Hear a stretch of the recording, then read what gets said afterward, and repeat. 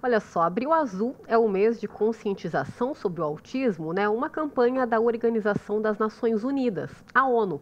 E neste ano de 2025, o tema da campanha nacional é Informação gera empatia e empatia gera respeito. E para falar sobre como melhorar a qualidade de vida dos autistas e também dos familiares, o De Bem com Você de hoje recebe a fonoaudióloga Elizabeth Crepaldi de Almeida, que é doutora em educação e especialista em autismo. Seja muito bem-vinda. Fico muito feliz de estar aqui com vocês hoje para poder falar um pouquinho de uma área que me encanta tanto. É isso, Elizabeth. Para a gente começar, então, o que de fato é o autismo? O autismo não é uma doença, né? É importante a gente reforçar aqui. Como que a gente caracteriza? O autismo é um transtorno. Então, é um transtorno, e é para ser chamado assim, sabe? Eles não gostam que chame de autista, nem nada. É um transtorno do espectro autístico, que é um transtorno do neurodesenvolvimento. E que normalmente tem causas que são genéticas, hereditárias, na grande maioria das vezes. E é um transtorno do espectro porque ele sai desde o suporte 1, que é aquele que dizem que é mais leve, mas que tem várias consequências no processo de comunicação e etc., até o suporte 3, que são crianças menos autônomas, menos independentes e que normalmente não usam a comunicação verbal. Bacana. Elizabeth, você ouve muito falar, né, assim, nas conversas entre as pessoas, poxa, parece que hoje a gente vê, né, mais pessoas com esse transtorno. De fato, tem aumentado ou não? É porque as pessoas hoje têm mais acesso também à informação, né? Conseguem muitas vezes diagnosticar de uma forma mais fácil. Hoje as pessoas têm mais acesso à informação e ao diagnóstico. O autismo sempre existiu. Só que eles eram tratados como transtornos mentais, em hospitais psiquiátricos, naquela época que acorrentava, fechava, dava choque, etc. Hoje, o transtorno ele não é facilmente, mas ele é identificado a partir de triagens. E as triagens são bastante importantes para essa definição do diagnóstico, mas tem que tomar cuidado, viu? Porque hoje também algumas pessoas falam assim, ele apresenta uma alteração no neurodesenvolvimento ou ele tem um distúrbio específico de linguagem. Então, algumas características podem estar em outras patologias e não necessariamente ser autista. E por mais, a gente falou, né, que hoje as pessoas têm mais acesso à informação, mas muitas pessoas ainda têm dúvida, né, ali. E a gente vê que muitos familiares e até mesmo educadores, as escolas têm muitos desafios, muitas dificuldades, muitas vezes, para lidar, né? Muitas vezes não tem ali o suporte necessário, as escolas não têm infraestrutura, né, um professor para auxiliar mesmo. Na verdade, assim, o que eu vejo é o seguinte, o número de diagnósticos deu um boom. Hoje, de acordo com a CDC, lá nos Estados Unidos é 1 para 36, então a cada 36 pessoas, uma é autista. E nós não acompanhamos, ninguém acompanhou. Nem o processo terapêutico, de diagnóstico sim, mas o processo terapêutico, o processo de acesso à escola abriu. Então nós temos um acesso ao ambiente escolar. O que nós não temos são pessoas que tenham formação para poder lidar com essas crianças, porque hoje o professor ele faz tudo, né? Ele não é mais só professor. Então isso acaba prejudicando um pouco a organização. As escolas estão abertas para as crianças, existe o acesso, mas precisa de todo um trabalho organizadinho, uma educação continuada, para que essas crianças sejam de fato recebidas de uma forma digna e da forma como elas merecem. E além da comunicação e do comportamento, né, quais são as áreas, né, que, no caso, acabam sendo impactadas também? Olha, eu diria que a primeira área é a de comunicação mesmo, né? Então, dependendo do suporte, a criança não fala, ela tem uma dificuldade grande no processo de comunicação verbal e essa dificuldade pode ser suprida com outros sistemas de comunicação, por exemplo, a comunicação alternativa, aumentativa. Tem alguns sujeitos autistas que não falam e existem pesquisas, já que tem uma intérprete aí em língua de sinais, existem pesquisas também que mostram que algumas crianças podem ter acesso à língua brasileira de sinais, no caso no Brasil. Os comportamentos interferentes são muitos por questões sensoriais, auditivas, visuais, táteis, sinestésicas, sensação. Então, essas questões são as mais importantes, sim. Mas existem os movimentos repetitivos, comportamento restrito. Por exemplo, alguém que é suporte 1, que fala bem, etc., que alguém fala, mas você fala tão bem, parece que você não tem nada, não. Não é essa a questão, é que normalmente eles têm uma linguagem menos, não é menos simbólica, mas é mais concreta, mais vinculado ao aqui e o agora. Então essas questões mais semânticas, mais simbólicas, são mais difíceis de serem entendidas também. Uhum. E a gente falou, né, que com a informação esse assunto está sendo mais falado, né, está sendo colocado no centro das discussões. Também hoje temos mais pesquisas e avanços nesse assunto. Mas além disso, né, para a comunidade, para os familiares, como que a gente pode trabalhar para aumentar a qualidade de vida dessas pessoas que têm o espectro, né? Eu acho que as pesquisas mostram que nós temos que saber aquilo que a gente está dando para cada criança dentro do transtorno do espectro. Então, quanto mais cedo ela for diagnosticada, maior é a possibilidade dela sair de um suporte 3 para ela poder transitar para um suporte 2 e muitas delas chegam também no suporte 1. Então, o que as famílias precisam? Elas precisam não só do diagnóstico, elas precisam de acesso terapêutico. O acesso terapêutico para que as pessoas, de fato, orientem essas famílias uma forma de lidar com essas crianças, porque elas não vêm com bula, e para que elas se tornem, de certa maneira, independentes. A gente tem que trabalhar sempre pensando na independência, na autonomia, no lazer, na felicidade, que eles se tornem cidadãos como qualquer outro sujeito, na sua diferença, na sua neurodiversidade, e que é isso que é difícil, né? Porque hoje a gente espera o respeito e a entrada do processo inclusivo só na escola. Sim, é isso. Bom, o bate-papo está interessante, né? Mas agora a gente vai fazer uma pausa e na volta do intervalo a gente vai continuar falando sobre autismo. Voltamos já.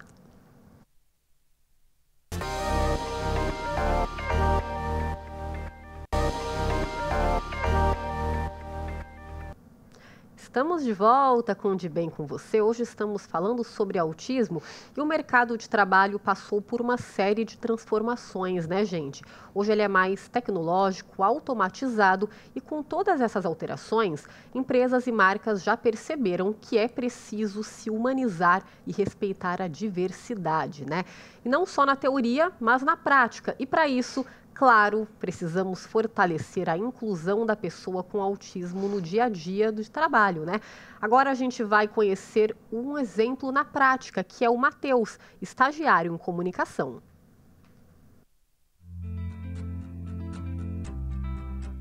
O Matheus tem 26 anos. Há pouco mais de 5 foi diagnosticado com transtorno do espectro autista grau 2. Hoje, ele migrou para o grau 1. O que é possível em alguns casos, com intervenções que aperfeiçoam algumas habilidades. Fato é que os desafios continuam, mas ele se fortalece com o apoio da família. Meus pais sempre me incentivaram a ser independente, então eles sempre me colocaram para fazer as coisas mesmo dentro de casa, nunca me proibiram, você não pode fazer isso por causa disso, nunca me limitaram. Então, tipo assim, ele sempre me mostrou trabalhar desde novo, procurar. Então, eu comecei de jovem aprendiz, né? Mas assim, não falava da minha deficiência, mas muitas pessoas recebiam preconceito. Você não sabe ler, você não está entendendo isso, você não entende isso. E não é que eu não sabia, mas quando eu ficava nervoso, eu saía daquilo do controle. E aí isso me deixava mais nervoso e eu não conseguia desenvolver. Mas se eu falasse da minha deficiência, para mim era como se, tipo assim, estava usando como uma desculpa. A mãe dele, Dona Isabel, conta como foi a descoberta do diagnóstico. Aí a escola pegou e falou, ele tem algum aspecto diferente. Um dia, conversando com o médico falou, vamos pedir uns exames de novo, mas uns exames mais detalhados. Aí o médico falou, na verdade, ele tem algo diferente, além do tratamento que fez da convulsão, ele tem algo específico, além do desenvolvimento que não é só do aprendizagem. Aí começou e falou, vamos fazer exame. Aí pediu uns exames, aí nos exames passou em outro médico, o médico falou, ele tem possibilidade de ter autismo. Quando viu, ficou vários tempos fazendo, levou meses.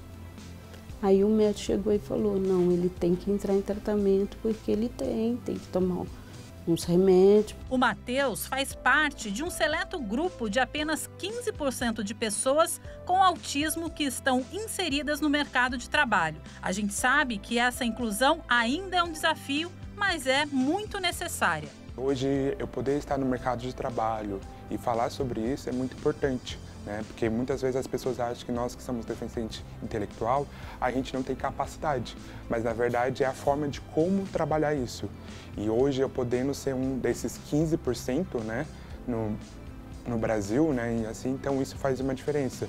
Então, poder ser um porta-voz, falar que nós temos capacidade sim de desenvolver um trabalho como qualquer um, é muito importante.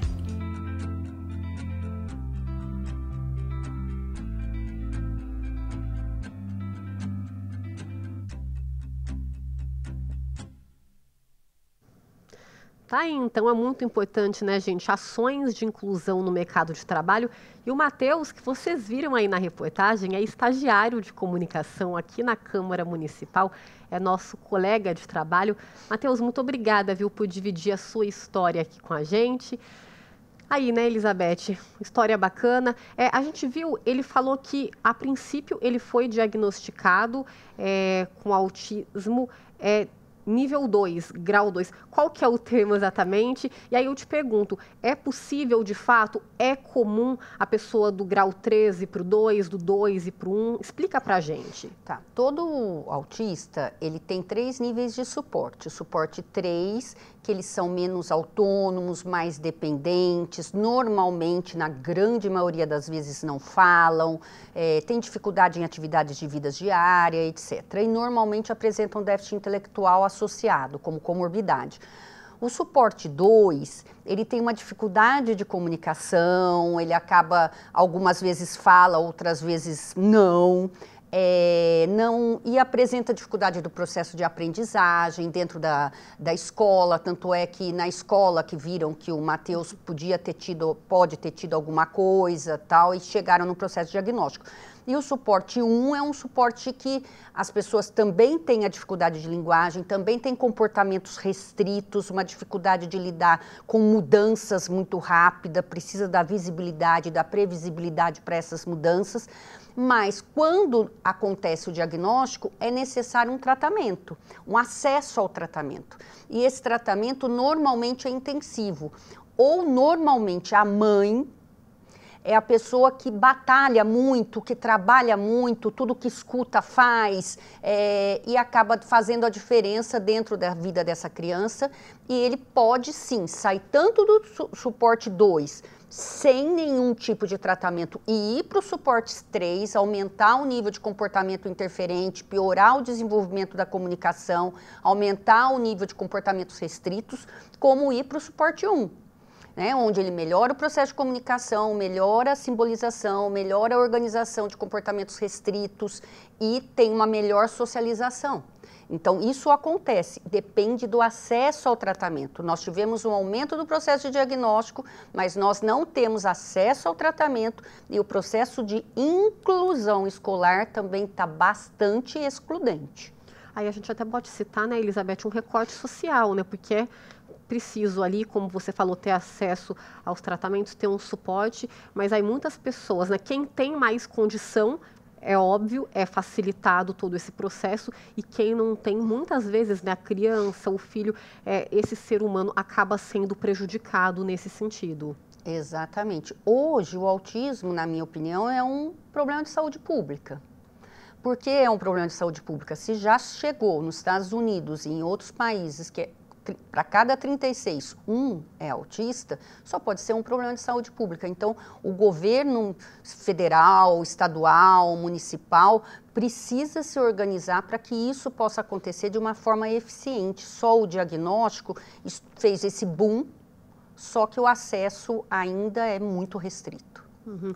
Assim como o Matheus, muitas crianças, né, às vezes vale lembrar que a pessoa, ela recebe esse diagnóstico adulto também, né, mas muitas pessoas são diagnosticadas ali na escola, né, então é importante os pais, as pessoas que estão ali próximas ficarem atentas a alguns sinais, né, para não ficar desesperada, ai, tudo, qualquer coisa pode ser autismo, mas ficar ali atento. Então, geralmente, com qual idade pode apresentar algum sinal? Quais são os mais evidentes, são mais clássicos para detectar o autismo?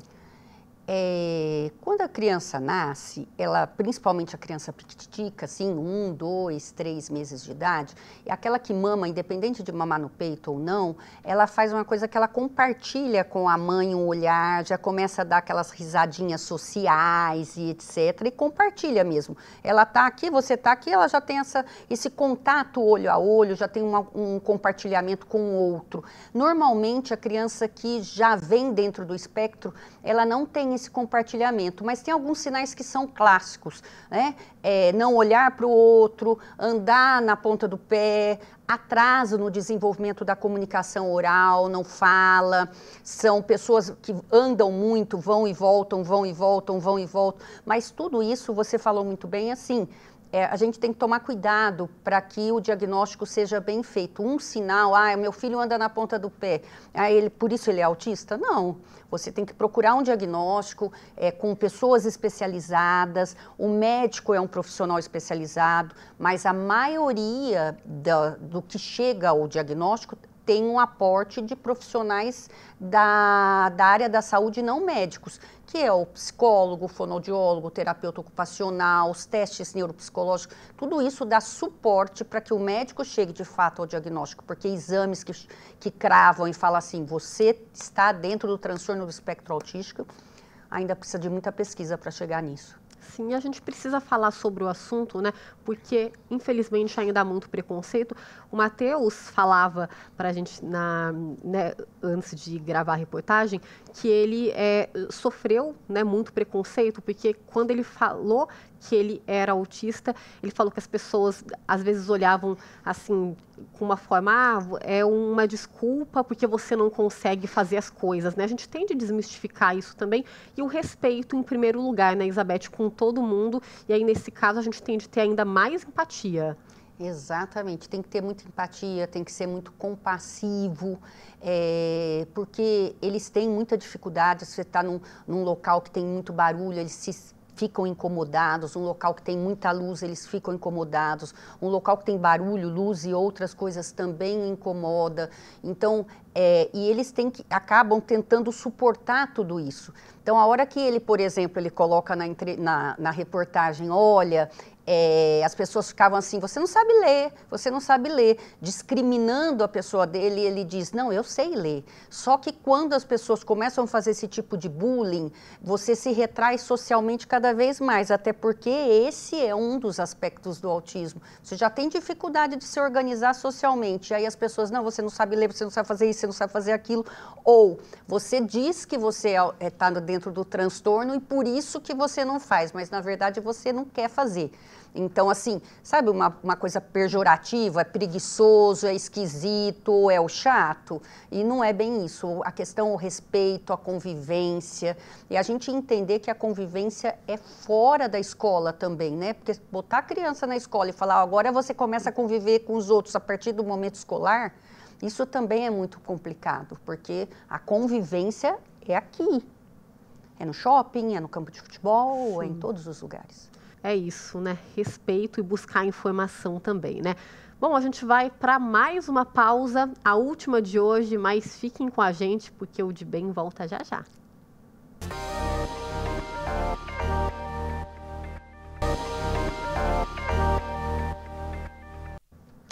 Estamos de volta com o De Bem e o mês de abril conta com o Dia Mundial da Conscientização do Autismo. A data é comemorada no dia 2 de abril e foi criada pela ONU no ano de 2007 e tem como objetivo levar informação à população para reduzir a discriminação e o preconceito contra indivíduos com transtorno do espectro autista. E quando se trata da qualidade de vida das pessoas com TEA, é crucial garantir o acesso às intervenções e apoios adequados. E a Câmara Municipal de São José dos Campos conta com uma frente parlamentar com apoio à pessoa com autismo, composta por 15 vereadores. Ela foi criada em 2018 e a frente tem como objetivo ampliar as políticas públicas voltadas para as pessoas com TEA. Aí, muito importante, né, Elizabeth, é o poder público, como a gente falou nos blocos anteriores, né, poder municipal, estadual e o executivo federal também, né, estarem ali unidos para que tenham mais políticas públicas, né, para que esse assunto ele tenha um grau de atenção também, né, para o poder público, para a sociedade. Exato, eu gostaria de parabenizar São José dos Campos, né? Porque São José dos Campos é uma cidade de vanguarda, onde todas as coisas acontecem. Você vê, saiu em 2017, 2 de abril de 2018, a cidade já se movimenta para poder ter um órgão, ter pessoas preocupadas com a causa autista, que é uma causa que merece essa preocupação municipal, estadual e federal, por conta do número grande em que temos de sujeitos com esse transtorno. Então, isso é bastante e é fundamental. Uma coisa que eu acho que é importante a gente falar um pouquinho é sobre que as crianças pequenas, quando elas são diagnosticadas, normalmente elas são diagnosticadas com o transtorno do espectro autístico com suporte 2 ou até suporte 3. Porque uma criança pequena de 1 ano e meio, 2 anos, ela teria que apresentar muitos sinais para que ela seja diagnosticada rapidamente. Porque se ela não apresentar os sinais, ela vai estar aí com 5, 6, 7 anos para as pessoas poderem começar a descobrir que ele não está, talvez, acompanhando a escola, como é o caso do Matheus, não está se comunicando de uma forma tão clara, está tendo alguns comportamentos repetitivos. Mas essas piquititicas, elas têm, né, elas andam na ponta do pé, elas têm comportamentos restritos, elas gritam, choram, têm comportamentos interferentes, têm um atraso significativo no processo de comunicação, não falam, não olham na direção do outro. Então, quando tem esse pacote, acontece aí o diagnóstico, que é sempre um diagnóstico médico, e às vezes com esse pacotão todo ainda não é um transtorno do espectro autístico. Tem que ter um médico onde feche esse processo e esse diagnóstico. Então, normalmente é suporte 2 e suporte 3. E você estava falando da idade, né? Vamos reforçar aqui que o quanto antes tiver o diagnóstico é melhor também, porque aí você já entra com o tratamento, com as intervenções. Então, essa pessoa ali, a criança, por exemplo, ela tem mais chances, né, de sociabilidade mesmo, né? Isso, quanto mais cedo é melhor por conta de uma coisa que chama janela de oportunidade. Então, todas as janelas quando você é pequena estão abertas. As pessoas não falam assim, você vai ficando velho, vai ficando com a cabeça dura, mas na verdade não é isso exatamente, né? Mas as janelas de oportunidade estão abertas. Se estão abertas, ela está pronta para aprender, independente de ser típica ou atípica. Então, nós precisamos aproveitar essa fase onde todas as janelas estão abertas para que ela possa aprender. E aí, normalmente, as mães são as protagonistas dessa história, onde elas se envolvem, se jogam, né, dentro desse trabalho com os seus filhos. E aí, os seus filhos, eles andam dentro desse transtorno, saem do suporte 3 para o 2, do 2 para o 1, e dá uma diferença incrível quando a família se envolve, se joga dentro desse trabalho de desenvolvimento. É muito bonito de ver, viu? É lindo, assim, é emocionante até. Sim, é importante, né? Que não só a família, as pessoas ali do entorno, né? Você falou das mães, né? Não só nesse processo, mas também na luta pelos direitos dos filhos, né? Que a gente vê ali as mães incansáveis, né? Na busca por esse direito. A gente falava da educação também, né? E é importante isso, mais uma vez, isso a nível municipal, estadual, federal, que aí os professores, eles tenham ali, né? Uma educação continuada para dar mais esse suporte, para que esses alunos também, né? Eles sejam olhados ali com maior atenção, né? É importante importante, lógico, né, eles estão na escola ali, essa socialização, mas que seja uma educação mais efetiva, diferenciada nesse sentido, né? Exatamente. O que é importante é a educação continuada dos professores, mas não só a educação continuada, a formação por meio de palestras e falas das outras pessoas. É importante que esses professores sejam treinados para isso. Treinar significa você rodar as atividades, as tarefas e que eles saibam aquilo que eles estão fazendo. Por quê? Porque o transtorno do espectro e o autismo é muito novo no Brasil, né? E no mundo todo. Em 2015, eu dava aula na universidade em Campinas e a gente não tinha um centro de autismo, nem na Unicamp, nem na PUC, em nenhum lugar. Não existia isso. Ou seja, faz 10 anos, é muito novo, a gente não sabe ainda. Então, nós estamos andando com a roda rodando. Mas para essa roda rodar, a gente precisa ser treinado ensinado. Então, não adianta só palestra, não adianta só conscientização, não adianta saber a data, o dia, o horário, o dia 2 de abril de 2007. Não, a gente tem que também saber como lidar com esses comportamentos interferentes, como nos comunicarmos com essas crianças, como é que usa a comunicação alternativa, aquelas que têm possibilidade da língua de sinais, como é que vai fazer com que elas usem essa língua de sinais, como é que a gente dê as possibilidades para ela, para que ela possa, de fato, usar todos os seus recursos, todas as suas possibilidades, todas as suas condições dentro do ambiente escolar. Né? Sim, colocar na prática, né? Na prática. Não só saber ali o dia, né? Elizabeth, muito obrigada, viu, por contribuir aqui com a gente, com seu conhecimento, esse tema tão importante e reforçar que não é só no mês de abril agora, né? Precisa ser falado o ano todo, ter essa atenção. E aí a gente convida, né, o pessoal de casa também mesmo, que muitas vezes não tenha, né, ninguém com espectro na família, mas procurar informação, né, para não cair ali, né, na ignorância, de falar o que não deve, né, de colocar um preconceito para fora. Então é muito importante essa informação, né? Sem dúvida, gente. Eu costumo dizer assim, olha, não tem hoje. Né? Mas a tendência, a chance de ter amanhã é bem grande. Vamos aprender a conviver enquanto a gente vai aprendendo. E quanto mais a gente aprender, mais a gente pode ajudar a sociedade e provavelmente nós poderemos nos ajudar também num futuro próximo. Sem dúvida, aprender a conviver com as diferenças, né? A diversidade, exatamente, que é algo tão bonito e necessário. Então, obrigada mais uma vez, viu? Muito e seja obrigada. Bem-vinda sempre. Muito obrigada, eu que agradeço. Obrigada, Dani, você é maravilhosa, muito obrigada. Eu amo falar do transtorno do espectro autístico, estou sempre pronta. Muito obrigada. É isso, então, gente, o De Bem com você fica por aqui. Eu quero agradecer a Ana Furtado, intérprete de Libras, que esteve aqui com a gente em todo o programa de hoje. E não só no De Bem, né? A TV Câmara tem conteúdo 100% traduzido em Libras, prezando aí pela acessibilidade, o que é primordial, né, gente? O De Bem, como eu falei, fica por aqui. Para você rever este programa, é só acessar o youtube.com/tvcâmara-sjc, além dos canais 12.3, nosso canal aberto, 7 da NET e 9 da Vivo. Até mais, pessoal!